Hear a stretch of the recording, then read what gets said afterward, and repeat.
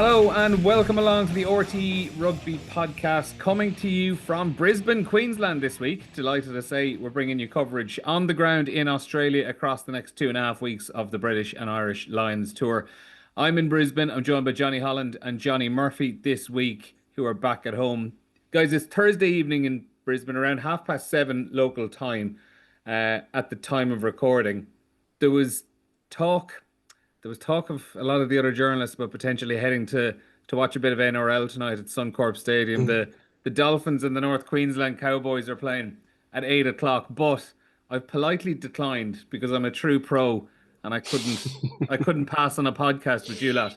But it is interesting. My main takeaway after a day or two in here, it's just about how Australian rugby are really, really fighting for space around the place. That game, that NRL game tonight in Queensland it's a Queensland derby. It's two teams from pretty much around Brisbane up against each other. That's what was on the back pages when I went and had a look in a couple of shops this morning.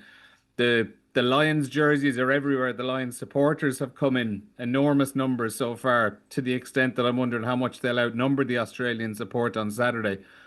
If Australia don't get a win against the Lions this weekend, or at the very least don't put up a massive show, this tour has the potential to kind of peter out. Certainly in Australia, maybe it'll take off in Ireland and in England and Scotland and Wales, but certainly from an Australian perspective, there definitely feels like there's an element of fear around how this tour could peter out if this weekend doesn't go their way.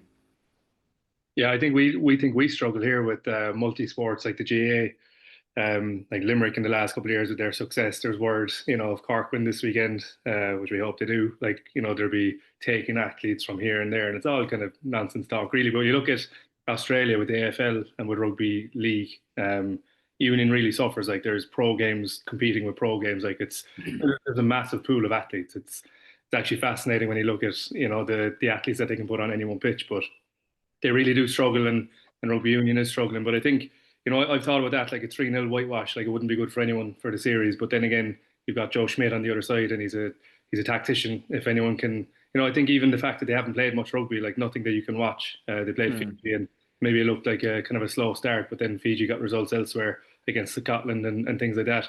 Maybe it just isn't a true reflection. And then there's also not a whole lot to look at. So they're looking at the Lions morning and night, although their selections have been different. They can probably come up with some sort of plan, knowing what Andy Farrell does, etc. But what can you really plan for against Australia? You don't really know what they're going to do. So the first one could be, I hope it's a bit of a stalemate in the good sense that it's competition. I hope it's not just, I think it was the last time out 41-16 or something in the first test. I saw that this morning. A good reminder. I hope it's not that. Put it that way. No, it was the third test. 41-16. Do you remember the first test in 2013? That was Curtly Beale slipping with that kick. The last play of the game to potentially win it, which I mean, that's what you want. You need a close one, though. Yeah, desperately. And Joe Schmidt talked about it as well. Johnny Murphy, I'll direct this one to you. Joe Schmidt spoke about that today as well. He was asked about the fact that the Lions support, there's going to be a lot more red probably than gold in the crowd this weekend, and he made the point obviously that there's a kind of a chicken and egg thing with. Are the players feeding off the supporter? Or are the supporters feeding off the players and the efforts and the results the players have got? And he obviously admitted that,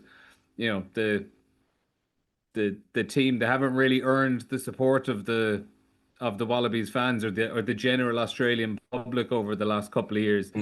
This is a huge opportunity for Australian rugby financially, and they're going to make an absolute bomb off this over the next couple of years, which will sustain them after some tough years. But if they can get this right, Australia, there's an enormous opportunity here for them. Yeah, massively. And I think Johnny's already said that Joe Smith being the tactician it gives them a really good chance to really have a tight, close series. You look at their team, and Johnny's again, or you speak at the kind of range of athletes that they have in Australia. And when you look at the teams over the number of years, what they can do in an aerial battle, what they can do from a power and speed perspective. They literally can pull athletes from all over the place, and they're such a sporting nation, but they're a sporting nation that needs success, because you look at they're probably as bad, if not worse, in terms of, when you compare it to the English media, when things aren't going right, they really do. They want success.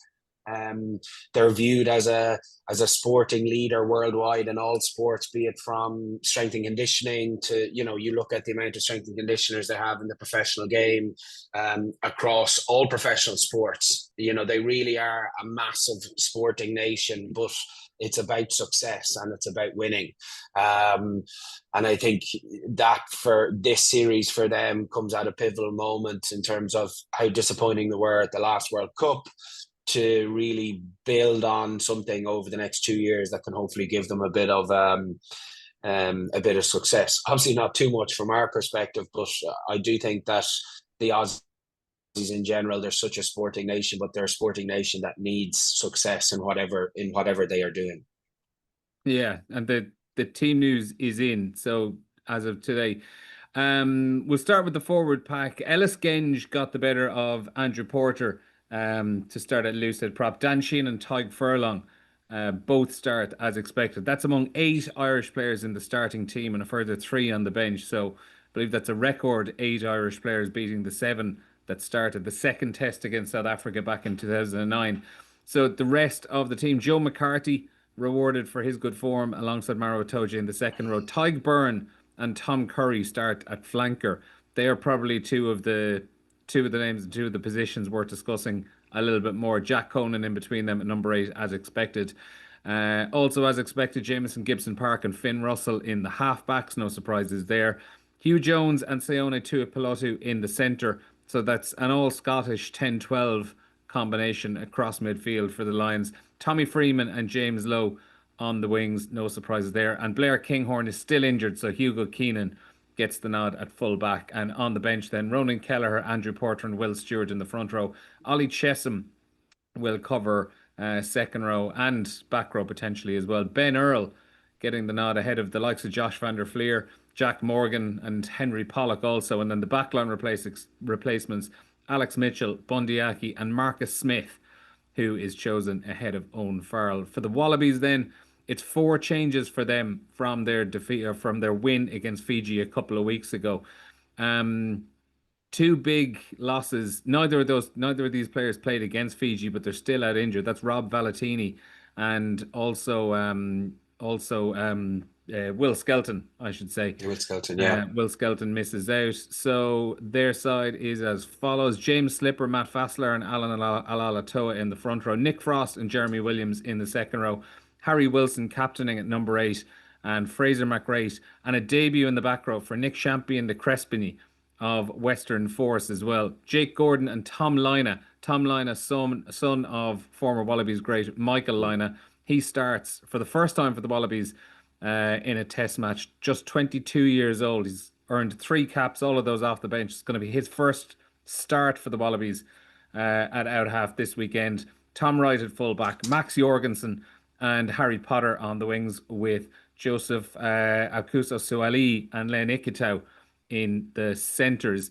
Guys, we'll look at the lines and some of the big calls there. The 2 choices at flanker are the ones that jump out. I'm going to start with Tyg Byrne because Johnny Holland, I might go to you first.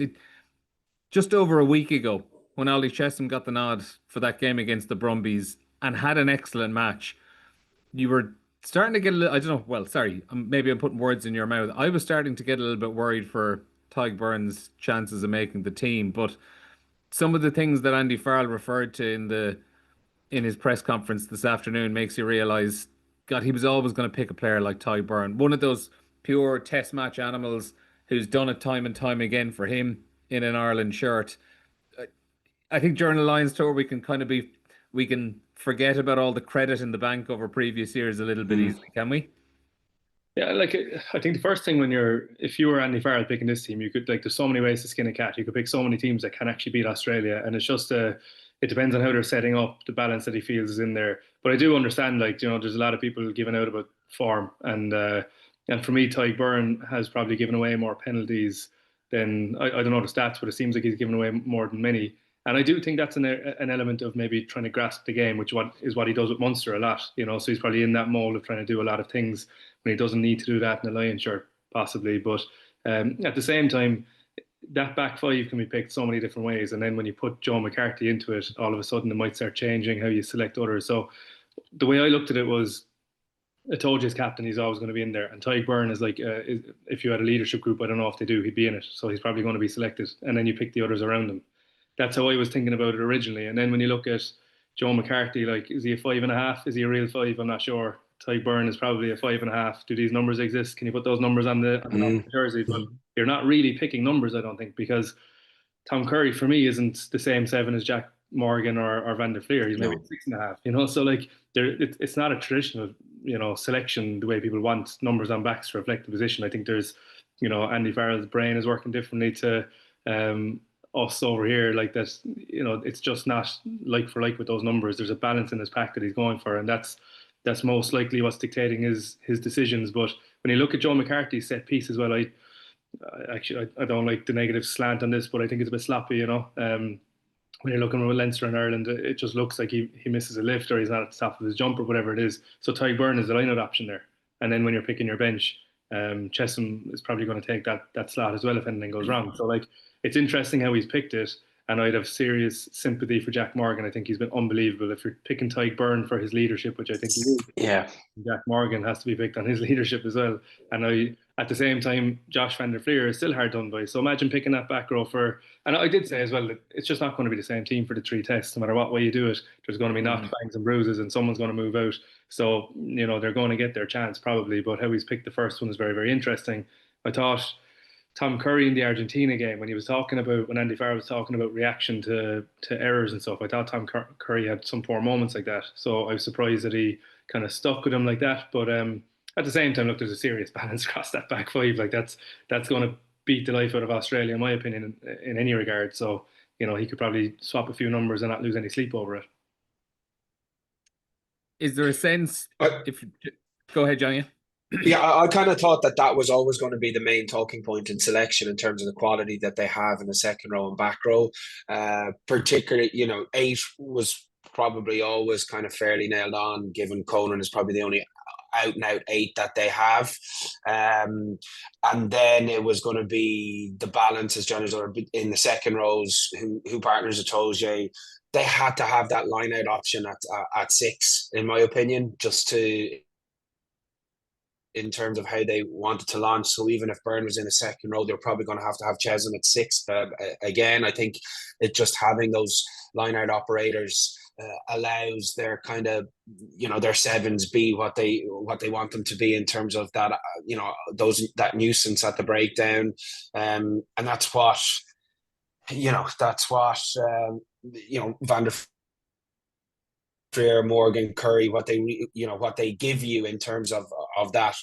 For Morgan, given how good he's been over the last 3 weeks, for him not to even be in the 2023 feels like a really, like, it's not harsh, it's just a competition. It just shows you how good they are. But I do think that Byrne is probably, as you've already said, a credit in the bank this year, and he'll need to perform this weekend. But of all the positions, you can kind of understand everything else as we go through, even the makeup of the bench and everything. You can kind of get understand where they are with the injuries and all that. But the lack of kind of knocks in that kind of 5, 6, 7 space is what was always going to be the main talking point around selection. No issue with Genge.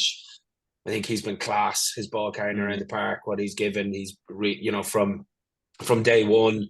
But yeah, it was always going to be that 5, 6, 7 that were always going to be the talking points, and everyone has played well enough to be starting. So you were going to be talking about a number of different people in that position. So, but yeah, I think it's interesting to see the makeup of the back row, given that line-out option that they needed there, and what Curry brings to them in terms of that nuisance at the breakdown. So it's just, where you go for Josh Van der Fleer, who probably has a bit more link in his game in terms of those wider channels. And then McCarthy, given that kind of size that they probably don't have around, beside Itoje, kind of shows kind of what they're potentially in terms of what they're looking to do defensively.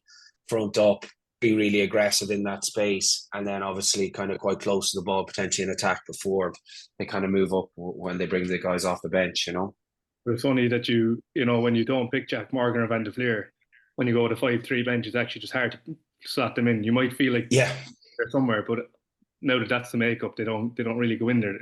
It's funny when you can start or not pick a guy, you know, and that's, I think, yeah, we're really close to starting, and then all of a sudden they're still not in the squad because Ben Earl will literally cover 6, 7, and 8, won't he? And yeah. probably not 6 because of Chesham, but like if stranger things happened, he might still be covering 6, you know. So Yeah. Whole back row, Chesham can cover that 5 and 6 role. You know, they just have a better balance there once they've only got 2 kind of back 5 on the bench. Yeah. And Yeah. the mad thing is, like, if you're looking from Morgan or Van der Fleer's point of view, they are so loaded in that position. And as you mentioned, Johnny, the fact that Ben Earl is covering all 3 of those positions, so you're going to find it really, really difficult to be making it onto a replacements bench, unless they go 6-2. For one of Jack Morgan or Josh Van der Fleer, like, they might need 2 injuries to break into a Lions team, let alone 1. And that is that's the shocking reality about just how loaded they are in that one position. Yeah, and then you look at, if say something was to happen to Earl, you'd probably put Pollock on the bench in terms of his versatility and what he'd give you in terms of if it was a like for like, you know. So you're not even, as Jonny said, it's starter, you're not involved. And that's kind of when you get to when we start talking about Owen Farrell, the makeup on the injuries have kind of pushed him out of that bench spot because of, you know, Hansen, Kinghorn and Ringrose and the injuries to those guys. That, you know, if Hansen was probably available, you'd probably have Hansen and Farrell on the bench just because of what they give you in the and how they cover absolutely every single option there, regardless of what centres they have. But it's really hard. It's really tough. I'm not going to say it's harsh because they're in a, you know, they're so loaded there. It's just a really tough call on Josh Van der Fleer and Morgan. I think Morgan in particular is the one that, you know, you think has really, really stood up over the last, and on form. I was expecting him to get that 7 spot, but it's just hard. Spot is probably the most specialized position on the pitch. It doesn't have a guaranteed spot. You can just go without them. You know, like as hookers, like, you know, if you're third choice hooker, you probably play a test. You know, because of the attritional nature of it. Out halves will be picked, 9s will be picked. You have to bring 2 9s. You know, this kind of stuff. But as an out 7, you might not even be picked. It's mad. Maybe full back comes into that conversation small because you can cover it a bit. Styles, but as an out and out 7 like that, being picked or not selected at all is mental. Like, speaking to 2 coaches here, purely hypothetically, if I was to offer you the full footage, completely unedited, of that final selection meeting between Andy Farrell and his coaches, can I get you to put a financial number on what you would be willing to pay to get your hands on it? It's interesting. I'd say it'll be priced. Yeah, it'll be really cool to be flying them all, wouldn't it? Like, would you fork out 4 figures for it? Go above €1,000? Yeah, it's fork out Johnny's money, €1,000 easily. But I do think same. People think that you know, that it was just a unanimous decision and this is what the Lions coaches are going for. They could have a complete split and Andy Farrell has the final say, you know, because we've certainly had it in the past where coaches say, I'm not really sure, I think this fella deserves. All the 50-50 calls aren't unanimous. Like, there's going to be it's going to be coaches thinking that he's wrong, but it's ultimately his job to make the call. He's in the hot seat where he gets to decide ultimately, and he's going to take the flak if it doesn't go right too. Yeah, and I think there's probably a situation where you have those conversations on a you start having those conversations on a probably Sunday. You have another conversation on Monday night.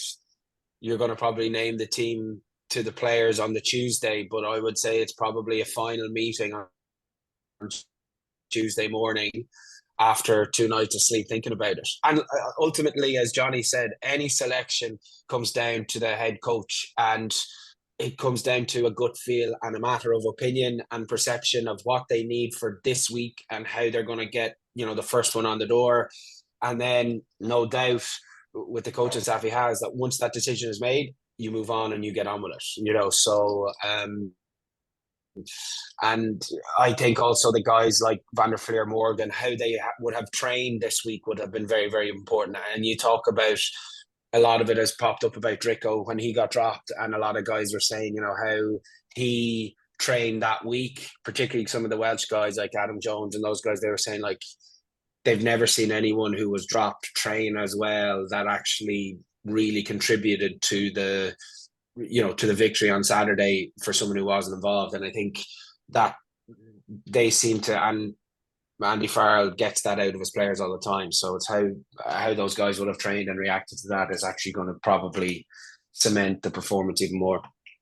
Yeah, and Andy Farrell made a point of actually calling out a lot of those players. He didn't name any names, but he did say that probably the most pleasing element of the week is the way those players have reacted to not so much not making a 20, not so much not making the starting lineup, but those who didn't make the 23, the guys who've been running around in training all week wearing gold bibs, pretending to be Australian players and kind of filling those roles. And as he kind of said, a lot of those players probably knew the writing was on the wall from earlier in the week when they were wearing the bibs, even before they were told the team.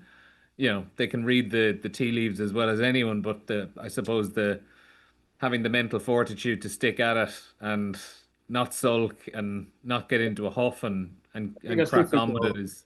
It's different in Test 1 though, isn't it? Because you want to be fairly short-sighted to throw the ties out of the pram. Yeah. That's to go on such an attritional test match. You know, doing it in the third test is a different level altogether, I think, of respect. But yeah, you want to be short-sighted now to get the hump on week 1 of the test.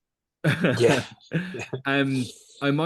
I might pick out a couple more players here just off the top of the team. I do want to mention Tyke Furlong actually, because I think coming into this series, he probably had quite a few doubters. I'll put my hand up and say I was one of them, around his ability to play several matches over a tour, the lingering calf and Achilles issues that have been at him for some time.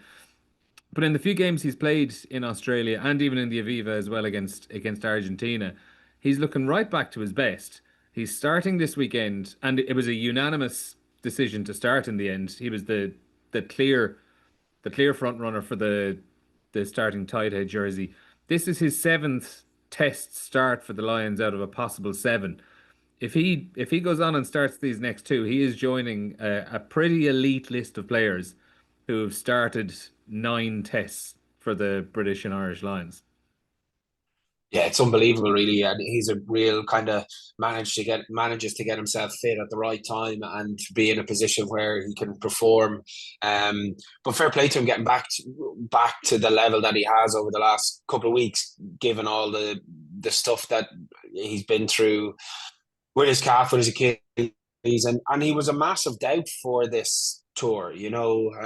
And then when he was picked, people were, you know, he only has a certain amount of time to prove his fitness, and you know, is this someone that's going to have to get fit on tour? And to be fair, he has done, you know, and since he came back and he's played, he's been up to speed and he's getting better. But like he as a tight head, he gives you a point of difference because he can do everything you want. He can carry in close, he can use his footwork, he can get his hands free, he can throw those 10, 15, 20 meter passes. And particularly in the 4-man shape that they've been using at attack, having him as a link at that 2 or 3 off their kickoffs, or when they're in their own kind of in behind their own 10 meter when they're setting up an exit, his ability to catch pass in those 15s really give them a big opportunity, particularly when the backs are swinging out the back. So yeah, but fair play to him, and it'd be great to see him do it. The ceiling is so high, like it's higher. There wasn't, if he's fit, there's no competition, you know. So no. He's just tipping onto that side of being fit, and then you have to pick him because, you know, if Xander Ferguson went on tour, I don't know if he would have gotten it as easy. But and Bielema surprised people. I actually thought watching was short. I was like, this guy can move actually. You know, I thought he might cause a bit of hassle, but I'm not sure he really drove it home. And I think Tyke Furlong swung it the other way. So like all of a sudden it became a non-decision. But if he was fit, and he is, it's a non-decision for any coach. I think he's that good. Yeah, Yeah, Stewart. he's a good player. I think Stewart's a really good player. He's probably a bit underrated in the Jet just because of the quality of Tadhg. But coming off the bench, he's gonna dig down for 20, 25 minutes.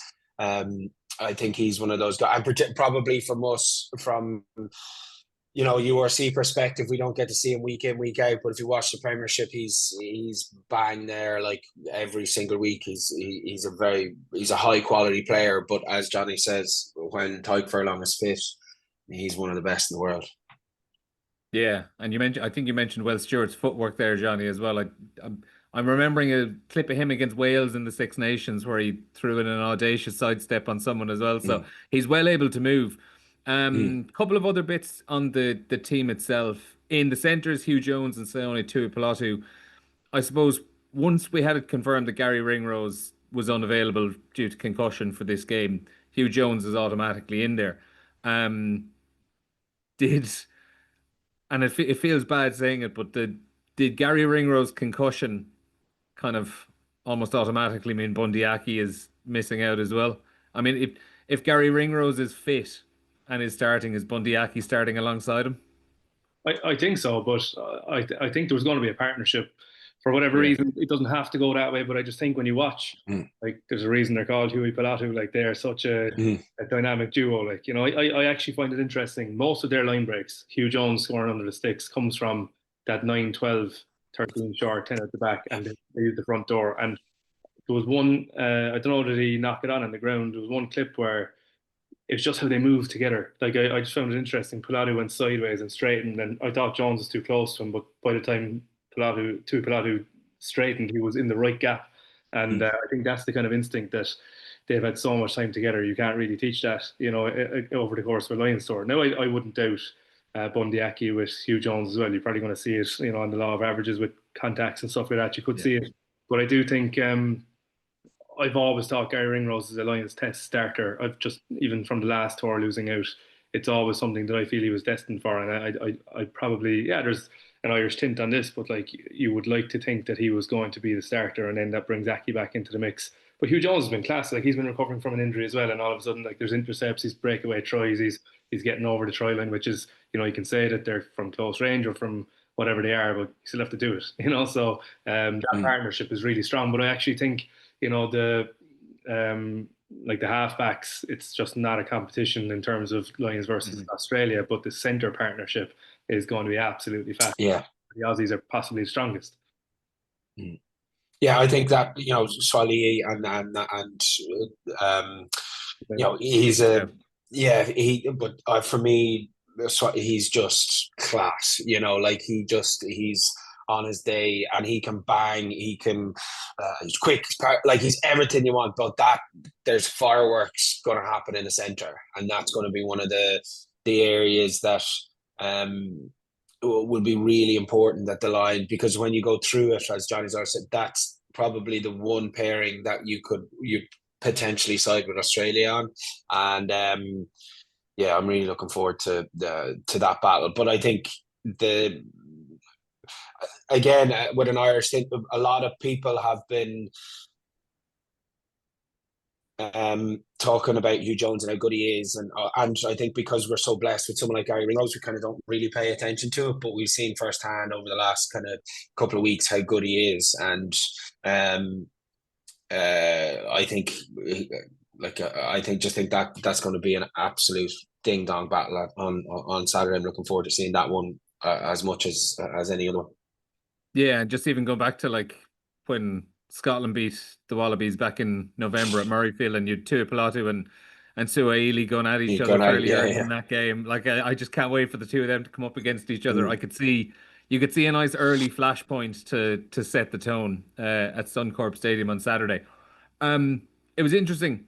Tommy Freeman spoke to the media as well today, and I thought he had a very interesting line that kind of summed up the week around Lion selection. He kind of said, once you get the call, it's a weight off the shoulders, and then pretty instantly you feel a new weight landing on your shoulders, which is the weight of, it's the reaction of, oh my God, I'm starting a Lions test this Saturday, followed by the reaction of, oh my God, I'm starting a Lions test on Saturday. It's, the pressure is coming on, and Australia have problems. We discussed that in the team news with Valentini and Skelton both out. Um, it's all of the expectation now, Johnny, is sitting on the Lions. You'd Henry Pollock earlier in the week talking about how they're gunning for 3-0, never mind a 2-1, and some of the Australian public have bitten on that line, which has just kind of ramped up the excitement a little bit more. Um, there's pressure on the Lions, absolutely, but do you think they're capable of dealing with it? They are capable of dealing with it, but I don't think anyone's going to thank Pollock for that. You can think it quietly if you want to, and maybe he does it on purpose because he loves to. He just and he's young, like, but he just hasn't stopped winding things up. So maybe he's done it on purpose. He loves the reaction, but now he doesn't have to go and deal with it. Someone else does. If you were a coach, you'd be like, ah. But he'll probably have to deal with it next week in a midweek match, and I don't know, maybe the punishment you might get in a midweek match could be a lot worse than in a test. But I think I'm a massive fan of Pollock, and I think he's going to deal with it regardless. Like, but you spoke with Tommy Freeman. He reminds me of George Norton the last Australian tour. Like, he'd be that figure for the Lions, like with these kind of big moments, big physical but athletic moments as well. I would love to see him.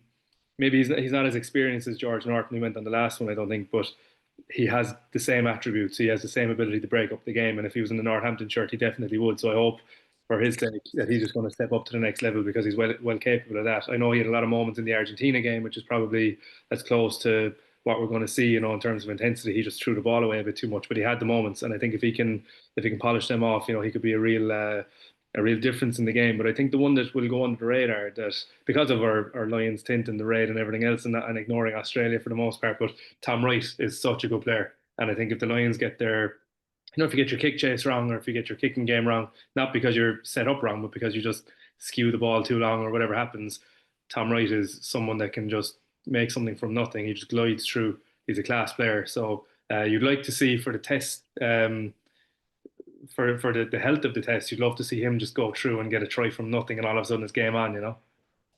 I think that's one of the areas that Andy Farrell has been big on all tour. When you talk about the effort that's required in that kick battle, in that kick chase battle, but how he spoke about Mac Hansen in that kind of 90-second, 2-second block, 2-minute block where he kicks and then chases and tackles. But that's clearly something that, with the, as you say, Johnny, with the quality of Wright and those guys and what they can do on the kick return, that's an area that is non-negotiable in terms of your work ethic to get into the line, get connected, and try and shut them out there, because that can be like a third set piece for them, that kick return ball. If they get traction and they get into their kind of flow, because you imagine they're going to have some power plays, Joe Smith power plays up their sleeve anyway. But if they can get some type of parity in that kick battle, and the importance that Joe puts on that as well, that if they can control the air and get some parity on kick return, get dominance in kick return there with Wright and those guys, that's gonna be very, very important for Australia. Is that an area where you see the Lions being particularly vulnerable, or is that just an Australian strength? And if not, then where would you see the Lions potentially being vulnerable tactically? I think that, yeah, go Johnny. Oh, sorry, I just think when you're bringing that many high quality players together, there's no way they're going to be vulnerable. I don't think you're Joe Schmidt looking at them saying, "Oh, they're vulnerable here," but you're going to have to try and pick something out. You would probably try to get at their connections probably and test them in certain areas. And again, another reason why you might go for a certain back row or the centres being a partnership, because on a kick chase, even, your 12 and 13 have to be together. If the 12 goes off looking for something and the 13 is left isolated, like, they're going to have to be real, like, a lot of trust in there. So they're all things that may sway selections when, as a public or as someone not involved in the team, you'd be thinking attack, defense, breakdown maybe, but kick chase and kick battle is a huge part of the modern game. So they could be things that influence some of those decisions around Tom Curry himself. I think maybe it's perception, but Tom Curry moving versus Jack Morgan moving, I'm not sure. Would you be favouring Tom Curry there on a kick chase and that work ethic? Like, Jack Morgan's really good around the breakdown in the close quarters, but maybe they're seeing something in kick battles that might actually help that back row balance. You know what I mean? So I don't know where they're I don't know where they're going to be actually vulnerable. Um, I suppose with slightly aggressive defenses, you're looking at the kick game itself, short attacking kicks. Ireland are always a bit vulnerable that way, but if you're willing to kick the ball away, you have to get it back, or they just grow taller, and they get more possession. So it's a risk as much as it's an opportunity. I do think that the area that they've probably struggled with, and it's something that they can actually control themselves, is forcing those offloads. And if they force some of those offloads again, I think Australia are going to kill them in transition. With the athletes they have, if they can get those, if they're forcing those offloads like they have done, and it's been a bit of a common theme. Like last weekend was probably their most accomplished performance in that area. But if Australia can manage to build a small amount of pressure, and that puts pressure on the Lions to try and throw a couple of those offloads in that space, that transition area, I think is something that they might be able to get some credit out of. But the Lions have the ability to shut that down, and I don't think they're going to offload as much. I just think they're going to pare their game back a small bit, I think, and go with a power game. I just reckon they're going to try and get up the guts of them. It's nearly like the 2017 test against New Zealand, where everyone's talking about New Zealand's width and stuff like that, and they just punched around the ruck and just beat the life out of it. It was actually it was one of those learning moments from a tactical perspective, just because you have to, and they went around the ruck, and it was actually it was a really interesting game plan. I wouldn't think the Lions are going to be going out to show that they can play. I think they'll just go for an absolute test match and overpower that Australian pack. Particularly if the Wallabies are without Will Skelton and Rob Valetini as well. Two of their most powerful forwards. If ever there was a day to just tighten things up ever so slightly and just take on Australia up front and try beat them up that way, that's the way to do it. A final couple of points on the Lions. A nice, interesting story, and just probably adds to the nice narrative of it. Jonny Holland, I suppose, speaking as an out half, but Tom Lynagh getting the nod at out half, just 22 years old. It's only his fourth cap. The previous three have all been off the bench. Son of the great Michael Lynagh, who also started tests at out half against the Lions back in 1989. This has the potential to go one of two ways for him. Joe Schmidt did point out, though, that while he is very inexperienced when it comes to test level, he's playing at Suncorp Stadium. That's where he plays week in, week out for the Queensland Reds. This sort of stuff shouldn't be any different to him. It's probably it's just another step up in level, really. But the surroundings are all going to be the same. It's just, I suppose, there's a nice little kind of circle joining up together about the line for the Lynagh family and what a special day it'll be for them. Yeah, it's special for them. I think the narrative that Joe Schmidt will spin is that he's well capable, because I'm sure he'd prefer to have Noah Lolesio playing and someone more experienced. But then again, he could have someone more experienced if he wants to go with James O'Connor. So, or maybe Ben Donaldson. So like he's obviously backing him, and I think you're trying to get a diamond out of that. Like you're trying to, put the pressure on him and hope that he grows. And I think Ireland have been fortunate enough that they've had two out halves that have grown with the pressure or filling big shoes. And let's not get into that, but like they both have. But at the same time, they've had the system and the team and the success around them. Australia don't really have that. So he could massively grow and put that his name back into that test jersey for a long time if he steps up to the challenge. But as you said, it could very well go the other way, and I think it depends on how his team steps up to the challenge of the Lions, how Joe Schmidt sets them up, and then he's just a cog in the wheel. If he can be a cog in the wheel and get that system running, he'll have a good day. But if he tries too hard, you've seen that plenty of times without halves, and it could go. It could the pressure comes on, you get a target from a Lions perspective, and it's a long day. So regardless, objectively, if you're the Lions, you're going, there's a kid at out half for them, let's get at that. Yeah, it kind of plays into what you're saying, Jonny, about just kind of being close, power game around the corner, get out of 10, unsettle them early. And Joe Smith's side's very important, like really like proper terminology from Jonny there, like 10s in Joe Smith's side are cogs, within the system. They're not the system, they're not the wheel, and people know where they need to know where they're supposed to be for a second, third, fourth, sometimes even down to sixth phase, be it left or right.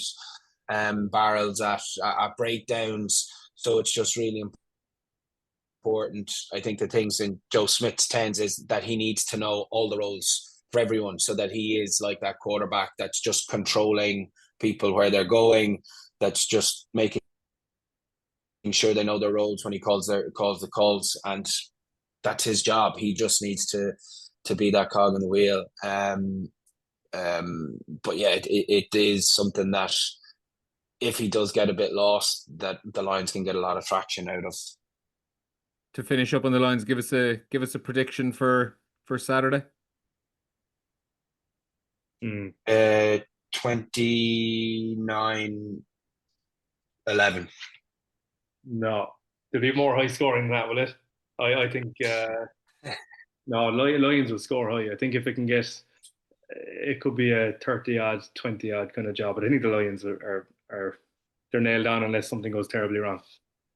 Yeah, I think Lions 13 or between 13 to 15 points. I think spread, is it? Thereabouts. Yeah. We'll finish up a very quick word on Ireland 106, Portugal 7. Obviously, given the scoreline, there's not really much point delving too deep into it. But Jonny, you were in Portugal last week with the Irish camp in on Friday. What the hell did you say to them? They must have been inspired. I walked on the pitch for a picture with the Newbridge College lads. That was about it, to be honest. I was standing in a very wet Lisbon for the team run, and I just walked on and grabbed a picture with the three lads. That was about it. But yeah, like, look, it was always a bit of a worry in terms of where Portugal were at, I suppose, when you look at it. Like we were speaking beforehand, you know, the club international side came out and played their Portuguese A. You know, Johne won the blocks during the year, and they had a good win. And I think a couple of those lads who played for Portugal A were playing this weekend. They're very much. I didn't get to see Simon Mannix actually. I had left by the time they'd come in to do their team run, unfortunately. But you heard what Paulie said after the game, that you know, they're very much in a transition period, and it must be very difficult for you know, a side like Portugal to go through transition when it's when it's very much an amateur game. But I think in terms of Ireland, the 2 weeks was definitely a worthwhile exercise for them. You look at the guys, you know, that that have got capped, and the experience that they've got, and the knowledge they've gained over the couple of weeks in terms of what's required at that. You know, you look at the likes of, you know, Tommy O'Brien, Thomas Ahern, you know, just to check it, two guys that have been real. You know, Thomas Ahern has been struck with injury a bit, and but he was always one of those leading, like, those new style sixes that can really cause a shed load of damage out in the wider channel. Great for him, something that he can bounce into the next season with. Tommy O'Brien deserved it. He's been class this year. And then two other guys I think that notable mention for Shane Bolton. I think his profile is something we probably don't have a lot in, you know, in Ireland, in terms of his size profile, his speed, his aggressive nature. And then Ben Murphy, I think, has been class all year for Connacht. And nice for those lads. But, you know, whatever about last weekend, I think the big thing was getting a fairly comprehensive win in Georgia. I think that was the one.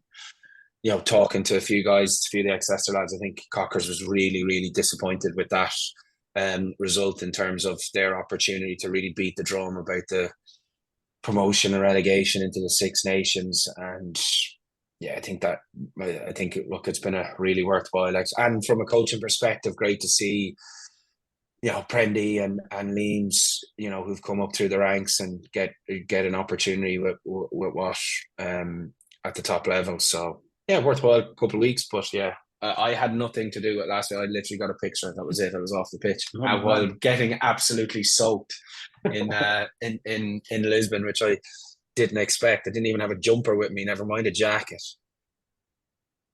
But Jonny, Holland, overall worthwhile experience those couple of weeks for the team. Like, obviously you're not really getting much out of that match itself against Portugal, but is the probably between 3 and 4 weeks they probably had in camp together as a group. is that where the real value is coming for Andy Farrell this time next year? Unfortunately, that is what they're going to get out of it, because Portugal get them nothing. Like, and I watched on TV with, obviously things are busy and the Lions are on, so I tried to watch as much as I could, and I was like, am I going to spend my time watching this when there's not even a physical contact? Shane Bolton, as well as he did, like he just shrugged off a winger and cantered in, and you can't even build phase play. It was quite frustrating to watch. You'd be disappointed with Portugal, and Portugal were so impressive at the last World Cup. You'd wonder what they've done with their structures and their transition.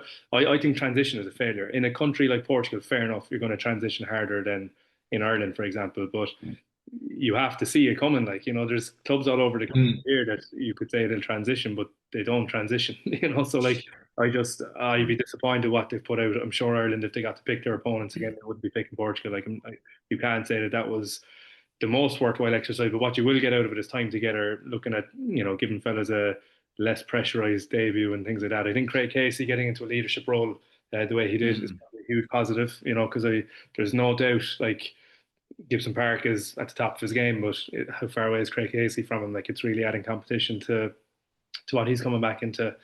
So don't get me wrong, there's loads of positives from the tour itself, but Portugal's not one of them. No, certainly not. Listen, the two Johnnies, thanks a million for joining us this week on the podcast, and we'll speak to you again soon. Loads of coverage, obviously, coming up over the next few days on RTÉ Online. I'll be bringing plenty of preview material, live coverage on the day. We've live blogs, reports, post-match reaction, and we'll have another podcast next week as well, looking back on the first test and looking ahead to the second test in Melbourne. Speak to you again soon.